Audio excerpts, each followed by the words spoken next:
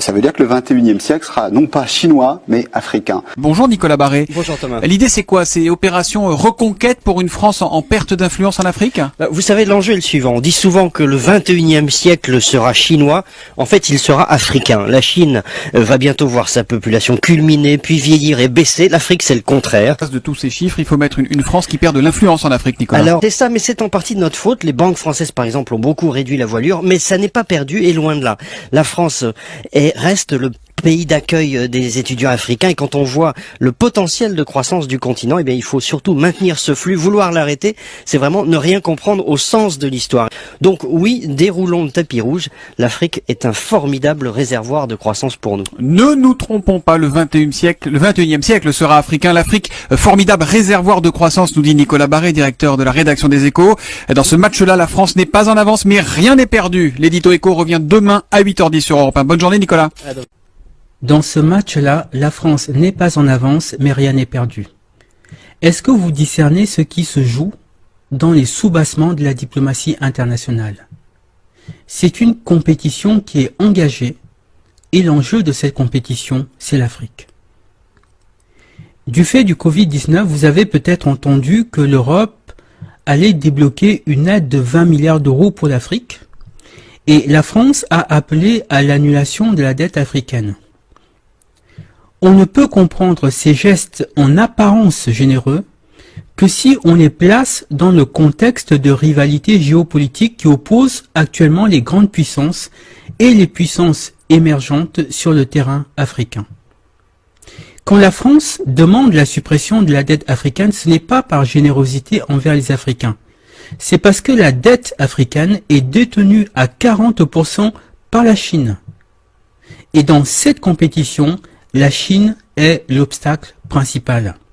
Quand l'Italie attaque ouvertement la France sur sa politique africaine, comme nous l'avons vu tout à l'heure, ce n'est pas uniquement parce qu'elle est principalement concernée par la crise migratoire ou par souci de justice. C'est aussi parce qu'elle est elle-même engagée dans cette joute diplomatique pour acquérir des parts de marché en Afrique.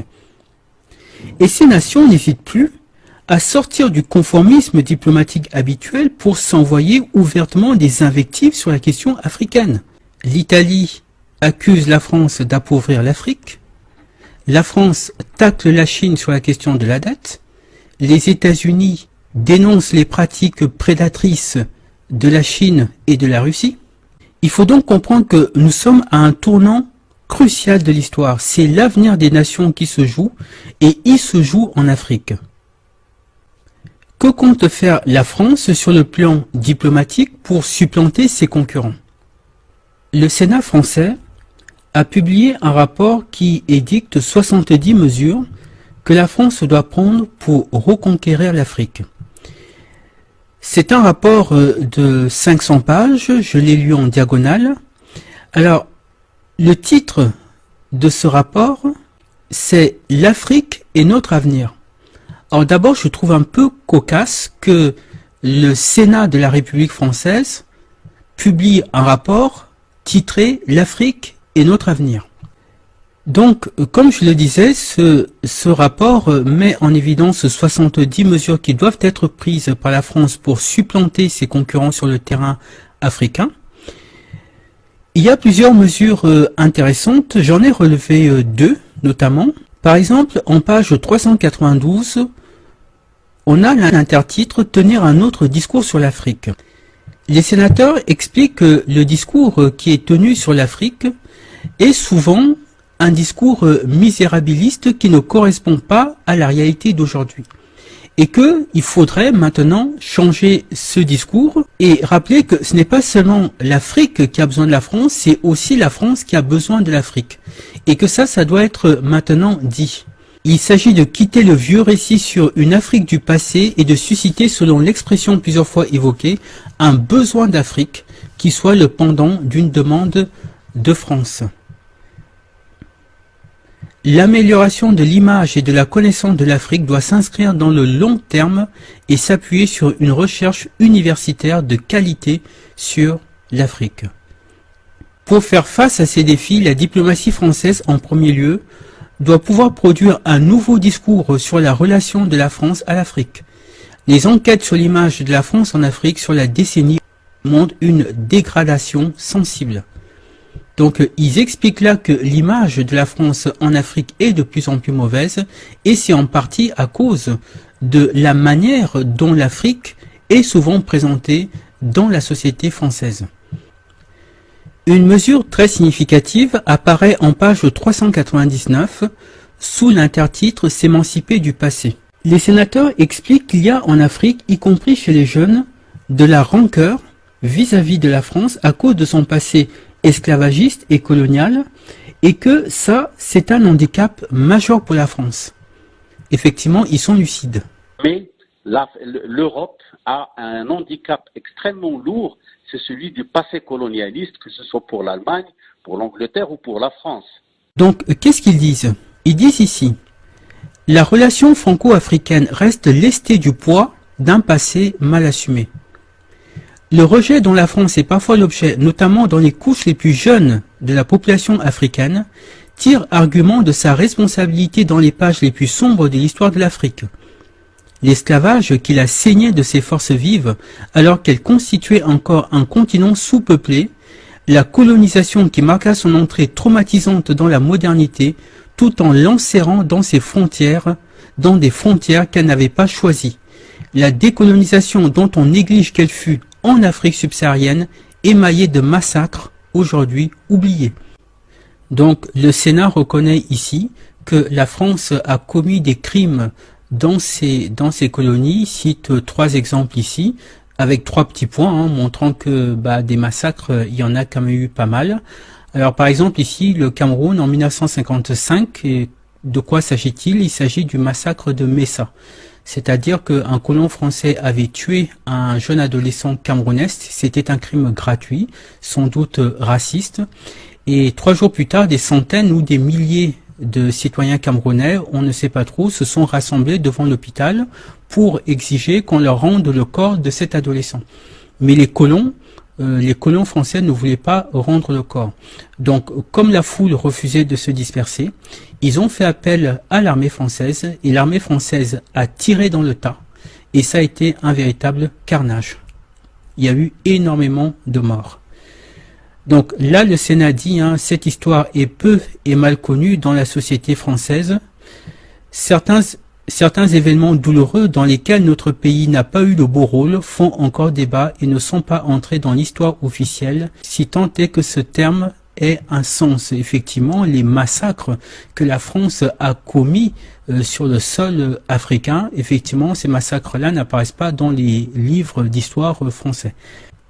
Un peu plus loin, il cite d'autres exemples, par exemple le massacre de Thiaroye. Alors qu'est-ce que c'est? Le massacre de Thiaroye concerne ce qu'on appelait les tirailleurs sénégalais. Après la libération de la France a refusé de payer leur solde à ces tirailleurs qui étaient venus combattre pour la France. Et donc, ils ont décidé de manifester pour exiger que la France respecte ses engagements. Comment a réagi la France? Elle les a tout simplement fusillés. Ils ont tous été fusillés pour que ça serve d'exemple aux autres tirailleurs. Voilà la gratitude. Des gens qui étaient venus d'Afrique pour libérer la France les tue parce qu'ils demandaient juste qu'on leur paye ce qu'on leur avait promis.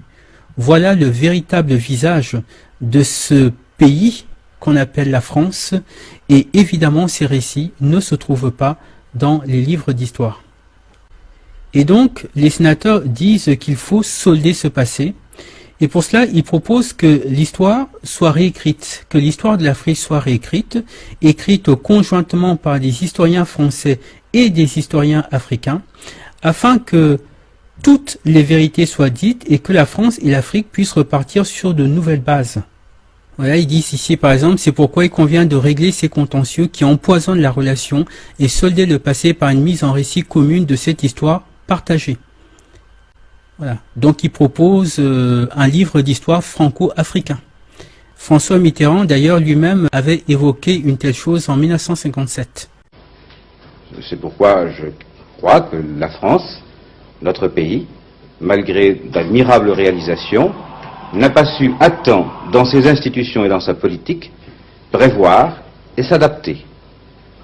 C'est pourquoi je pense que après Genève, Dien Bien Phu, après Carthage, je crois que pour l'Algérie et l'Afrique noire, un sérieux examen de conscience se pose aux Français. Oui, Alors, je précise, est-il besoin de le dire, qu'il n'y a aucune sincérité dans cette proposition. Je rappelle que ce document sénatorial, c'est 70 mesures pour reconquérir l'Afrique. Donc, on est purement ici dans de la stratégie. Évidemment, ils disent qu'il faut ouvrir les archives sur tous ces massacres qui ont été commis afin d'apaiser les mémoires. Mais je rappelle quand même une chose. Les crimes que les Occidentaux ont commis à l'égard des Africains, ça concerne des centaines de millions de morts entre l'esclavage et la colonisation. Pour cela, il ne peut pas y avoir de pardon. C'est impossible. Ces Africains qui ont été tués, c'était des innocents. Quand on parle d'eux, c'est une mention dans l'histoire. En telle année, il y a eu un massacre à tel endroit, mais ces gens, c'était des hommes, des femmes, des enfants, qui avaient un nom, qui avaient un vécu, qui avaient des rêves, qui avaient une âme. Et sous l'esclavage, le crime qu'ils ont commis, c'est d'être noirs. Et sous la colonisation, le crime qu'ils ont commis, c'était de vivre